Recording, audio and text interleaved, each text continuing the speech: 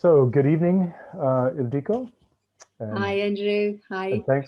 thanks for coming and showing up today because I know that we are extremely busy, and it's always good to connect and stay connected, particularly people who are in the same field because that's very supportive. Which lead, Definitely. which leads me to this kind of the next point of that we have been in a very and we are still in a very crazy, upside down, topsy turvy world. So in this notion of the pandemic, and I say pandemic because it's been panned, but it's been painful for some. And I Most think people, Andrew, for most people, in some way or another. absolutely. So which leads me to my question. Firstly, well, I would actually like for you to introduce yourself a little bit further rather than hearing it from me. And if you wouldn't mind just kind of sharing just a little bit of who you are, where you are, even though we are in virtual world, but where you are, and kind of what you do in a nutshell. Sure. So my name is Ildiko Foote. Hmm. I'm a coach. Um, People ask me to put a label on it. I don't really like to, but if I had to put a label on it, I would say leadership and career development coach is my primary focus right Hmm. now. Hmm. I come from an HR background. Hmm. I was in HR, talent and organization development for 16 years. Hmm. And I'm in the UK, in the southeast by the sea. By the sea, lovely. Yes. Um, yeah, and I now run my own coaching and consultancy business right now since I left the corporate world about 18 months ago. Right. Okay. So, which that in fact segues beautifully into my next question. So, you have your own coaching um, practice or business, I should say, and predominantly you said it and kind of what you've done is leadership. But what would you say your coaching really focuses on? My coaching really focuses on helping women like I was a few years ago. I do work with men as well, but my primary focus is on female leaders. Hmm. They very often are overwhelmed, very busy, under a lot of pressure, especially now with with pandemic. It's not a normal world. It's not the world we used to have. Um, Leaders have always been busy, but now they also have to manage a huge amount of change, and very often the teams below them also going through a whole range of different pressure, stress, anxiety, grief, all sorts of things that you as a leader Mm. need to understand and support them with it even further, although those leaders already struggling, overwhelmed, stressed, Mm. under pressure, Mm. Mm. managing the change and everything, they need to also be able to provide that heightened support to their teams at the same time. Mm. Mm. So Mm. they are under a lot of pressure more than ever before. Um, and I help those women balance their high performance Mhm. and their career development and doing Mhm. a great job and all that with their own well-being. So, Fantastic. Fantastic. reducing the stress, the pressure by creating clarity, focus, providing them the support that maybe they're not receiving in the business Mm. Mm. that they need, and also helping them with, leading through people a bit better, maybe helping them understand what their team might need, and just also being a sounding board and Yeah. brainstorming body and Mhm. all those kind of things Mhm. that they might not have within the business. Mm. They Mm. work in Mm. different types and size of businesses, so they may or may not have the support there, or sometimes they just can't share freely within the business the Yeah. same as they can do with an external coach who has no agendas, who's got Mm. there's no Mm. politics, nothing. I Mm. can Mm. be an outsider, objective expert, guide, advisor, friend, whatever they need, Mm. um, whatever type of support they need. Fantastic. I mean, you've really kind of described that really, really nicely. So thank you. Um, I mean, obviously, you touched on briefly your journey and how you'd been in deeply in that particular world of high achievement, busyness beyond belief, and then thinking about how to remain a leader. So you led yourself out of that particular sector, and now you've led yourself into another type of leadership role. But if I may, I mean, that could have been anything. Why coaching? How did you stumble into coaching? What was that? I don't remember the first time I heard about coaching, but I know I've had interest in it for a very long time. So what does that mean exactly? And then when I found out more about it, I realized that actually I was doing it as part of my job. I worked in HR for 16 years. So I supported CEOs in businesses with restructuring and all sorts of things and other people issues and just projects and, you know, various different stuff. So I was always their right-hand person, supporting them through all sorts of business and people challenges. And when I've heard about coaching, I knew instantly that this is something I want to know more about. This is something I want to be a lot better at. So I kept reading about it, learning about it. And when the opportunity came in one of the businesses I worked for to become an internal coach, I jumped on that. So become an internal performance coach for a large group of companies. And pretty soon after that, I also started leading the whole coaching strategy for the group of businesses. So we trained up our own coaches, provided coaching support to leaders, managers in, you know, new into leadership roles, high potential people on development programs, and so on and so forth. And anyone who came to us, you just coach, you just support them, just ask those questions that can help them get unstuck and move forward. I found the passion in coaching, and I just want to keep learning. And that's how you and me met as well last year. Absolutely, yeah. One of those programs was fantastic, and now we also help other new and aspiring coaches to develop their own skills and businesses as a coach, don't we? Absolutely, and you touched on something that's I think, you know, quite key. Is the fact is that you discovered that you were kind of doing it naturally anyway, and it just maybe wasn't the context, even though it was part of what you did. And then it became more formalized in yourself, and then you're like, okay, that's what I'm doing. Did you have any of your own kind of experiences of coaching that really was the light bulb moment for you, the aha that went, wow, okay, now this is it? Yeah, so just sometimes just a session, just a question.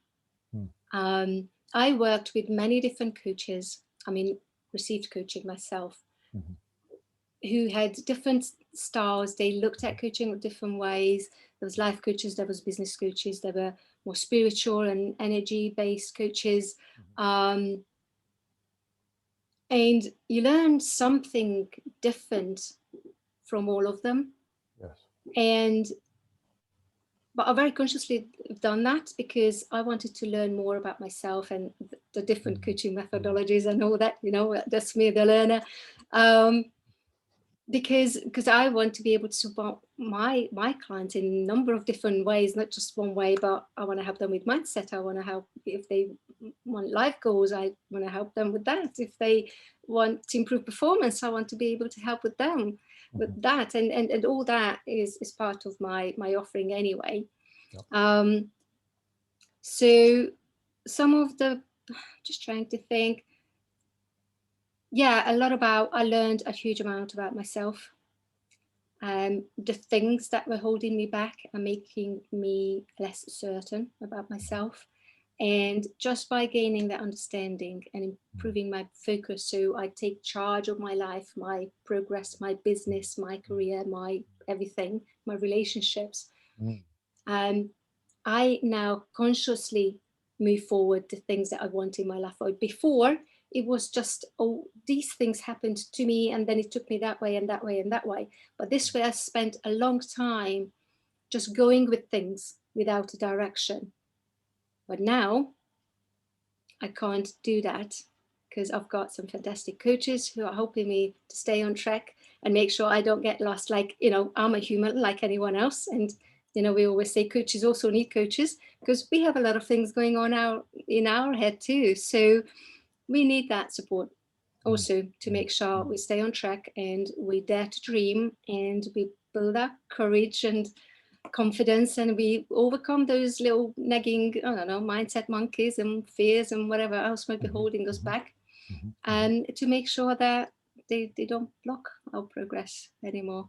Absolutely. I mean, well, I think that's key. I mean, you know, to take it just the analogy a little further, I mean, even champions have coaches. They're very good at what they do and they have coaches as well. But not to go into the sports analogy, let's keep it with the leadership and kind of executive roles? Exactly, that's Because where coaching comes from. It comes from the sport world initially, but it's just now developed into a very wide range of different niches, and any area of life you can get support in from coaches, and it's wonderful.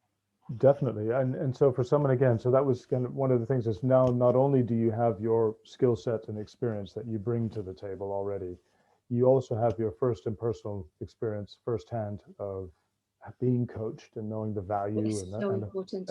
and the So power and the role of it and the importance as social beings that we are as humans, even if we're one-to-one people or group people, doesn't really matter. We still need to have that kind of interaction. And then now you've become someone who delivers coaching, and you're also helping, people effectively, as you said, getting out of their own way or tackling an issue that might just be a bit of a concern, but might be bigger than we might think, that probably, or excuse me, smaller than it might actually be. And that's normal. That's human. That's part of our human experience. However, in the context of something that seems that we all are experiencing in the world today, we've got COVID. We've had a very strange experience in the past year for many people. Some people managed to do, quite well, or they managed to go with it a little bit better. But I think the majority of the people on the planet have had some kind of struggle. So what have you noticed? I mean, in the context of coaching, in the context of leadership, in the context of being, high achievers who have huge expectation placed on them, huge expectation placed on themselves because they're strivers, high achievers, they want to do a good job, the right job, but being human are also struggling. But also, what else have you noticed that you think that, obviously the coaching is something that's very positive, but specifically, how do you think what you bring, or the focus of what you, because you say there are many different types of coaching, but specifically what we're talking about here, what have you noticed that really seems to be an area that people really ought to pay attention to, where then you can be there as a coach, or we as coaches can help out? Mm-hmm. So my main focus is on to help those female leaders do better, to flourish, to unleash and get great at what they do, but not to the detriment of their health. Mm-hmm. Very often they don't notice that all that stress, the busyness, the running around and being responsible for everything and looking after all the people, that they're burning out because they forget to look after themselves and put their energy where it's best placed. Okay. They're treading water very often and feeling like not getting anywhere because they get so caught up in that constant running around that they might not see the forest from the tree. So they just can't seem to take that step back, to create that little space and look at things. Okay, so am I doing things in the most effective way? Am I spending my time and energy where it's making the most impact?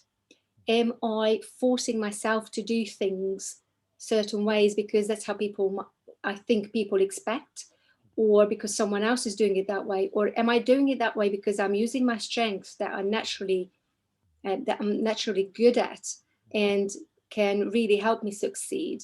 Or is it out of balance? And at the same time, am I taking care of myself enough so I rejuvenate, so I re-energize, so I spend time with my loved ones, so I go out for a walk when that's what your soul desires, or just listen to music for 5 minutes, or whatever it takes, because very often you just work, and I know very well because I've been there. I left the house at 7 a.m., got home at 8 o'clock, and I was still thinking about work, and I was still checking my messages. And because there was a lot of work all the time, and it's not gonna change. It's just faster and busier, and a pace of change the leaders need to manage right now is even more than ever before.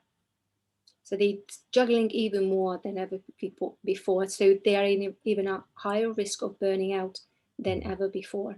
And I feel passionate about helping them to make sure that they put the energy and the attention in the right places, and and manage that balance better before it's too late. I have a client who was burning out and didn't realize it until she was already at home in bed for more than 6 weeks. And only then she realized how much pressure she's been under, and that she needs to change how she approaches things, how she sets her boundaries, how she manages her priorities, how she delegates, and how she does things, and how she behaves as a leader herself as well. And that's when she came to me, when it wasn't too late, because she didn't have a mental breakdown or anything like that, but she already had health issues that she's now very keen to improve. So when she gets back to work, she can go back in a good state and maintain that.